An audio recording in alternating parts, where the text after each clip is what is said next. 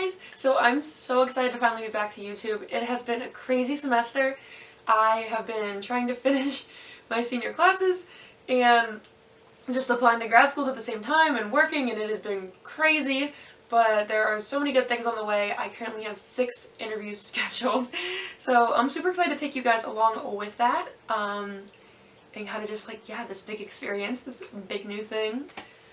But yeah, if for you guys that don't know, my name's Chelsea. I also go by Cheese and Chelsea on here. Yeah, and I post videos on Wednesdays focusing on everything from faith, science, and well-being, my 3 big fat passions here. So please subscribe if you haven't yet so you don't miss out on any new videos, and there will be a lot coming your way soon.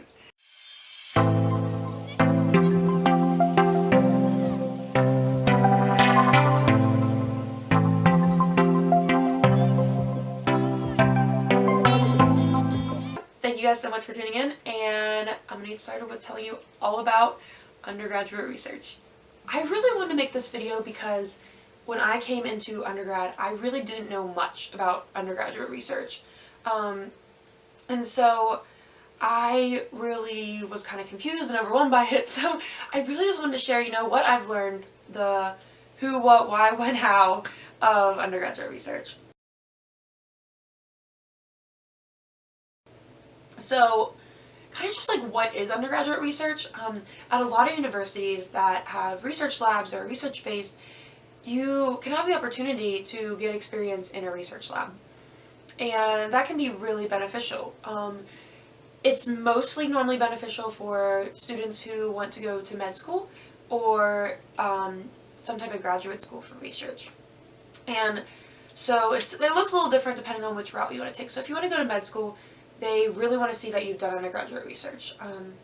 But in that case, it's more to kind of just see that you're A, committed, and B, that they want you to get an understanding of kind of like what the behind the scenes are. So that you can understand, how are medicines made? How do we come up with these discoveries about health? How do you read papers, scientific articles that relate to treatments that you're going to be using on patients someday possibly. All of that is kind of, why it's really important for med students to have experience research. And then if you plan on doing graduate school, basically your career is going to be research. So they want to see you're dedicated, you like it, and that you have some experience going into it. You're not starting from scratch. They don't have to teach you how to hold a pipette.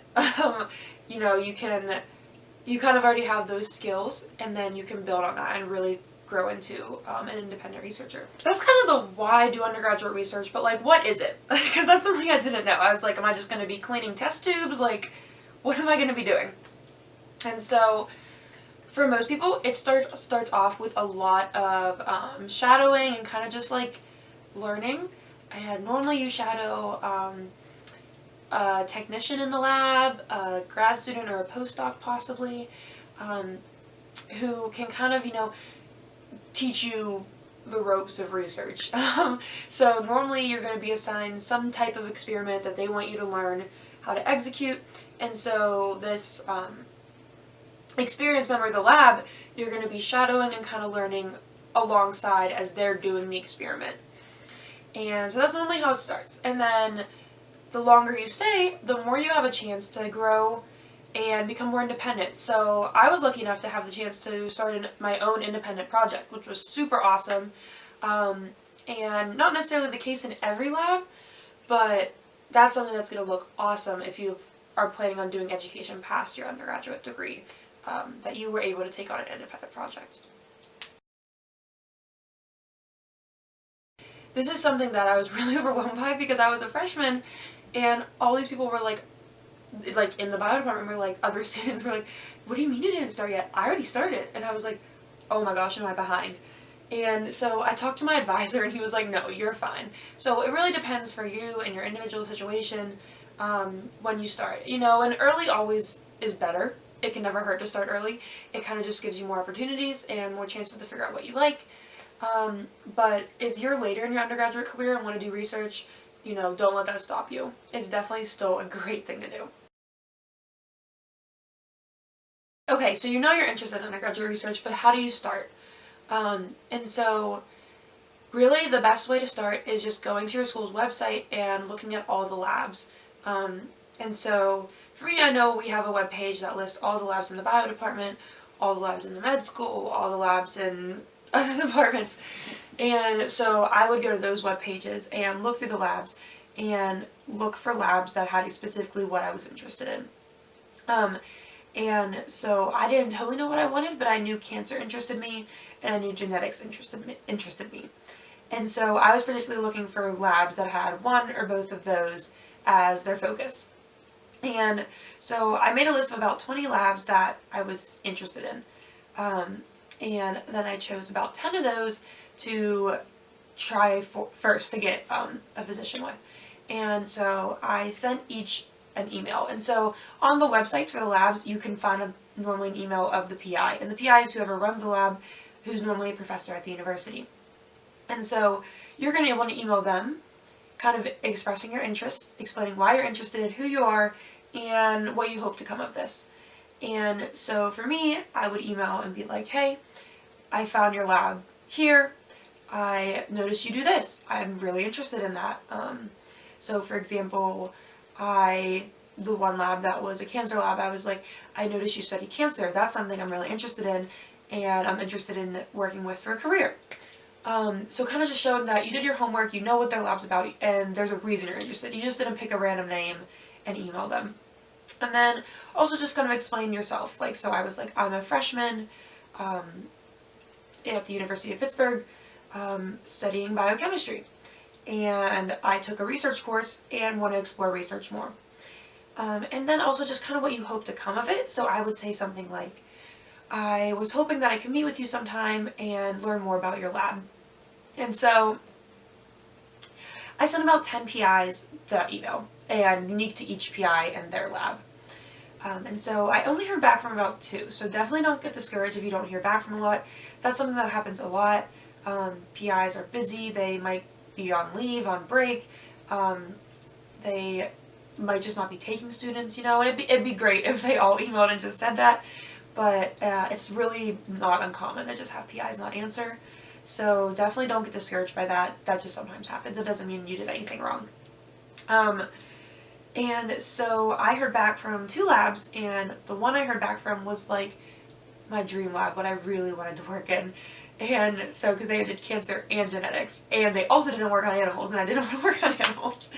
And so she was like, hey, why don't you come in for an interview? And so I came in for an interview, and the focus of that was really just to kind of find out why I was interested, what I hoped to come of it, and then just for her to have a chance to tell me more about the lab, to make sure it's something I'm actually interested in. And, as an undergrad, they know you're coming in with very little experience. They know most of it they're going to have to teach you. So that's not really an issue, don't be embarrassed about that. But it is good to have some type of experience. So for me, since I had taken that research course for a semester, I was able to explain what I had done in that course, why I liked it, what I learned, and she was definitely curious to hear about that, to kind of realize what type of skills I'd be bringing in. And so at this interview, it didn't last crazy long, but she really just wanted to know why I was interested in her lab, where I saw myself going in my career, why I was doing this research, which for me it was because I wanted to go to grad school. And then she took a chance to explain to me what the lab does. So kind of just like what they study, starting to explain that, and how they study it. So kind of types of experiments and what they're looking for. And so after that, I got a chance to tour the lab and meet some of the members in the lab. And then I went home. And so right after that, not right after that, but like that night, I emailed a thank you to the PI. And so that's really important. Always remember to email a thank you. And then I kind of said, I'm really interested, and I would love the opportunity to work in your lab. So kind of just reiterating that I did want to work in the lab. After meeting with her, it definitely was something I was interested in. And after that, she was like, great, when do you want to start? So that worked out really well for me, that she happened to be interested in having another undergrad, and it was what I was interested in.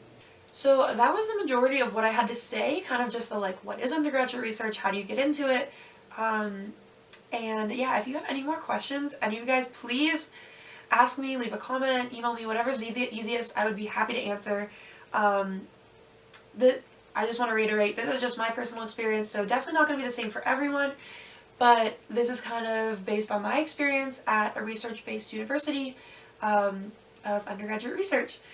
Yeah, so definitely, if you have any interest, I would encourage everyone to try it out. I think it's awesome for people who even don't want to go into research as a career to just kind of experience, because it's really cool, you know, to kind of just see like how we learn about this world and learn about our bodies and how medicines are developed, you know, all those things happen in a research lab. And so I think it's just really cool for everyone to try out at some point. So thank you guys so much for watching this. Please let me know if you have any more questions. I'd be happy to answer them. And please subscribe if you haven't yet so you don't miss any new videos. Bye guys!